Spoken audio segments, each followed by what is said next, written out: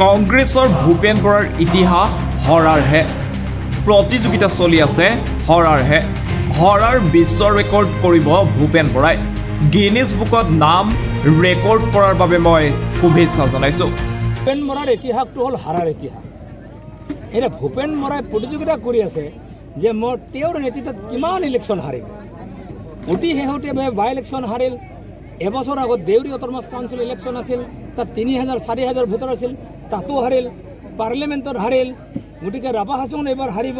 কিন্তু মই আশা প্ৰকাশ কৰিম ভূপেন বৰা ডাঙৰে মই ধন্যবাদ জ্ঞাপন কৰিছোঁ। তেওঁ গ্ৰিনিজ বুক ৰেকৰ্ডলৈ তেওঁ যাওক, যাতে তেওঁ আটাইতকৈ কাৰ সভাপতিৰ দিনত আটাইতকৈ কংগ্ৰেছে বেছিকৈ হাৰিছে তাৰ ৱৰ্ল্ড ৰেকৰ্ডটো ভূপেন বৰা ডাঙৰে কৰিবলৈ গৈ আছে।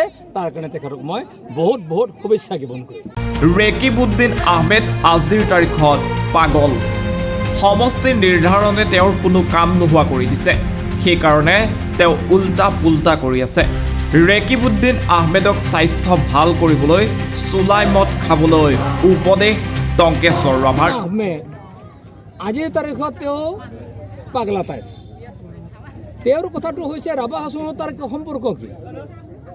তেওঁ ছয়গাঁও সমষ্টিৰ বিধায়ক, কিন্তু আজি যদি নতুনকৈ যি বিধানসভাৰ ডিলিমিটেশ্যন হ'ল তেওঁৰতো কোনো কাম নাই, সেইকাৰণে তেওঁ উল্টাম পাল্টাং কৈছে। আৰু উল্টাম পাল্টাং কৰাৰ কাৰণে মই ভাবোঁহে দেই ভুল হ'ব পাৰে।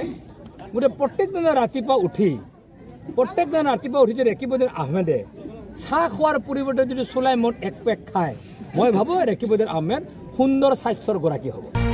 হয়, বুধবাৰে এইদৰে কংগ্ৰেছক তোলা ধোলা দিলে ৰাভা হাছং স্বায়ত্ত পৰিষদৰ মুখ্য কাৰ্যবাহী সদস্য টংকেশ্বৰ ৰাভাই।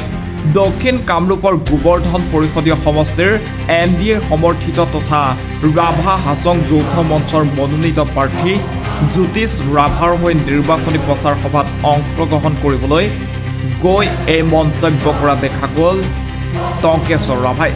তেওঁ লগতে আগন্তুক পৰিষদীয় নিৰ্বাচনৰ বাকী থকা 33টা সমষ্টিতে NDA জয়লাভ কৰিব বুলিও দাবী কৰিলে।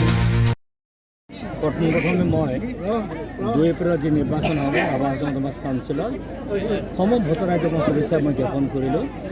আৰু যোৱা মই 5 দিন ধৰি প্ৰতিদিনৰ পৰা 10-12খনকৈ মই সভা কৰিছোঁ। আৰু সুন্দৰ ৰাইজৰ সঁহাৰি, ৰাইজৰ ইমান আনন্দ ৰাভা হাছং অট'নমাছ কাউন্সিল এলেকাক লৈ।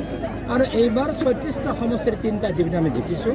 আৰু বাকী যি 33টা সমষ্টি আছে তাত ভোটাৰ ৰাইজে ইতিমধ্যে সিদ্ধান্ত গ্ৰহণ কৰিছে যে NDAৰ প্ৰাৰ্থী বুলি কোৱাৰ লগে লগে আপোনালোকে দেখিবলৈ পাব ক'ৰবাত পদুম ফুলৰ চিন, ক'ৰবাত টিভিৰ চিন। গতিকে NDAৰ প্ৰাৰ্থীক তেখেতসকলে ভোট প্ৰদান কৰিব আৰু এখন সুস্থিৰ বিকশিত অসম সুৰক্ষিত ৰাভা হাছং গঠন কৰাৰ ক্ষেত্ৰত ৰাইজে সহায় সহযোগিতা কৰিব। আৰু তাৰ কাৰণ হৈছে যোৱা 11টা বছৰে ৰাভা হাছং অট'নমাছ কাউন্সিল শান্তি সম্প্ৰীতি ঘূৰি আহিছে।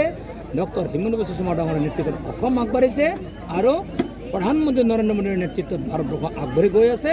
গতিকে আমি নিশ্চিত আমি যি নিৰ্বাচন 33খনত হ'বলৈ গৈ আছে 33খন আসনত 33খন আমি জিকিম, তাত কংগ্ৰেছ শূন্য। কিন্তু